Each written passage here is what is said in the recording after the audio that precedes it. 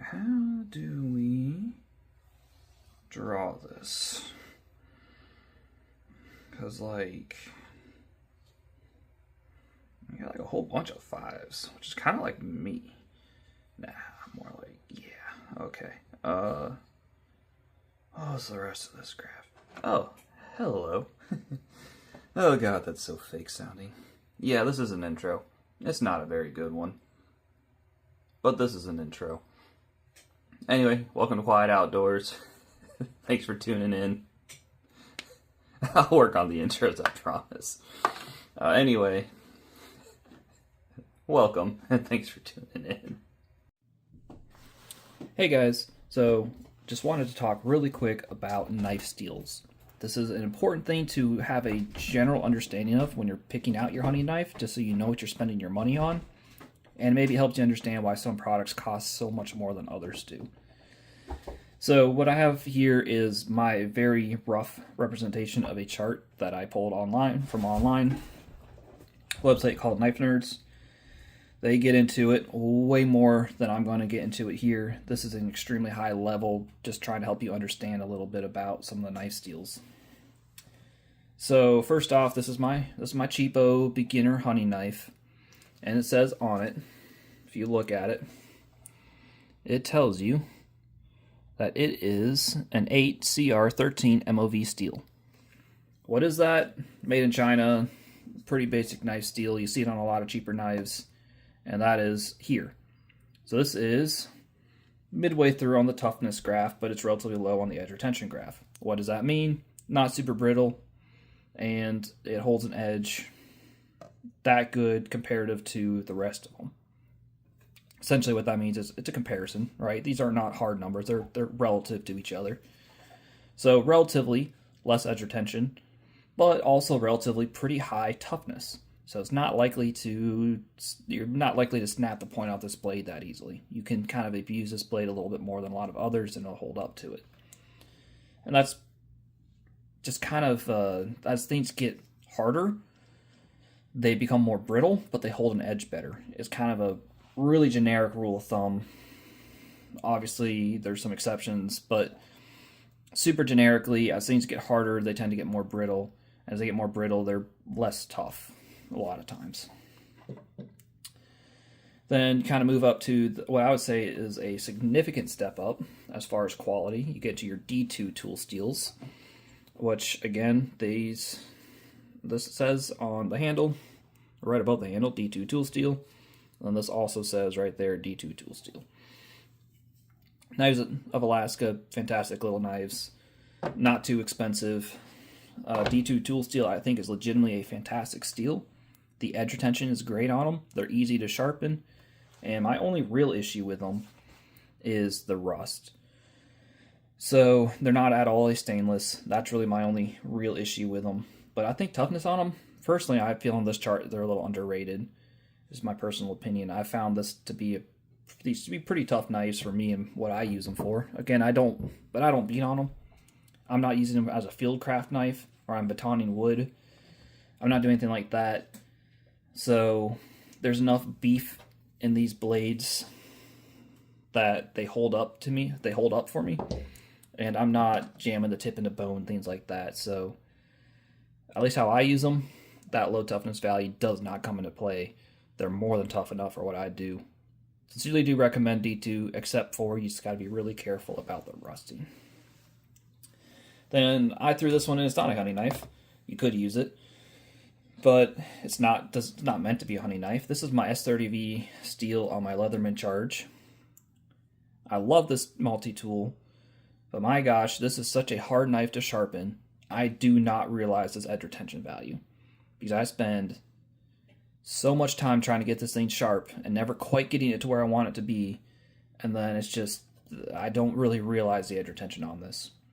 I do agree that's plenty tough. Yeah, the toughness value, again, maybe slightly underrated for me, but I'm not batoning with this. I'm not doing anything crazy. I'm cutting zip ties. Things of that nature, right? This is plenty tough enough for me, but it's so hard to sharpen well that I don't really realize the edge retention value from that steel, personally. And I'm relatively experienced at knife sharpening. I'm really not too bad at it. All these other knives I can sharpen shaving sharp pretty easily, but I struggle with that blade. And then we'll just keep moving up in the edge retention chart here. Come back to the MagnaCut S90V is this blade, and again it says on there.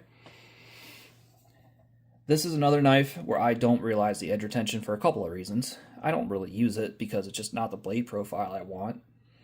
And also I'm scared of trying to sharpen this because it's so hard. It's such a hard steel. I am scared of even trying to sharpen it. So I don't really use it.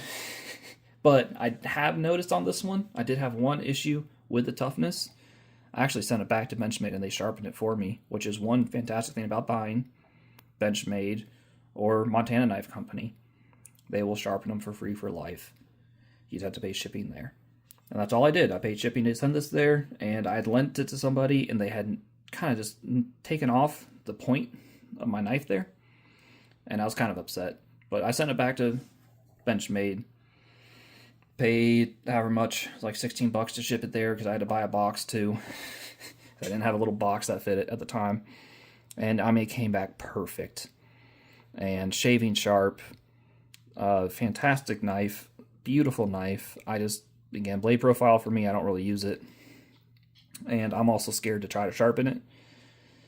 And unfortunately, sending it back does take like a couple weeks. By the time you send it there and they sharpen it and get it back to you, it's a couple of weeks where you're without it. So that's a downside of it having to send a knife out. And so, extremely good edge retention when you can get it sharp. Relatively low toughness. I did experience that with the point breaking on me just a little bit when I let somebody borrow it. But then I'll go ahead and come back over here to MagnaCut steel. I really do think this is kind of a premium option for a hunter. It's got the edge retention of D2. It's easy to sharpen, like D2.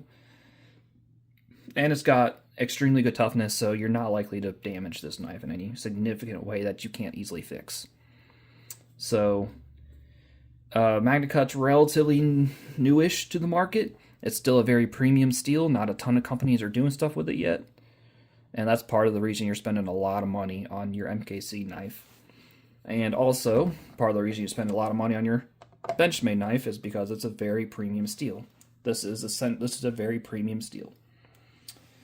Spending a lot of money on the Leatherman Charge TTI, in part, there's a lot of reasons, but in part, because it's a pretty premium steel. You're spending not that much money on these knives. And it's a pretty damn good steel. It's not bad, right? Edge retention to me means more than the toughness. Just because of the type of things you're doing with your knife when you're hunting, you care more about the edge retention than toughness. And this is really a good steel. The only real issue with it to me is it's so prone to rusting. Because it is not a stainless. Everything else here is a stainless of some sort except for the D2. The D2 is not a stainless. So, keeping that in mind, this is a fantastic option for the money. You get a lot of the same performance of the MagnaCut for a lot less money, as long as you're willing to keep a little oil on it. And I just use some vegetable oil. So, then again, last, throw this one back in here. Pretty cheap Chinese steel. All the Chinese steels are kind of in that cluster somewhere. It doesn't really matter which one you buy.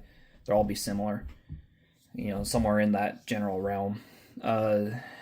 Affordable, very affordable, stainless, and if it does break, you just kind of get rid of it and get a new one. These are a little bit more throwaway, right, in my opinion.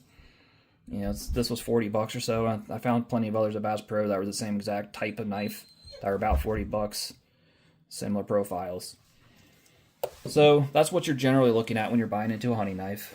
You look at a chart like this, and I recommend somewhere around the 5 edge retention as being a really good place to go because they're easy enough to sharpen and plenty hard enough to hold a good edge. And then don't worry too much about toughness. And that's kind of my general advice to somebody out there looking to buy into a decent hunting knife. Or, legitimately, save yourself some money, get yourself one of these. And then it's not on here, but I'm going to throw out the honorable mention of your disposable blade knives, right? Your Outdoor Edge. There's another brand that's escaping me off the top of my head. Essentially, they're just surgeon's razor blades, essentially. They're stainless steel blades, pop off the old blade, put on a new one. All you care about on them is how extremely, incredibly sharp they are for the hour long they last. And you pop off the blade, throw on a new one, and you just keep going. So those are an honorable mention, but that steel is not listed on here because it's just going to be whatever stainless they're made out of, like a razor blade. So that's my really quick, very general, low-level knife nerding, just to try to help you understand what you're buying and why you're spending so much money on your Benchmade or your MKC, and why you can then go and buy a Knights of Alaska D2 for a pretty reasonable price. So, hope that helps.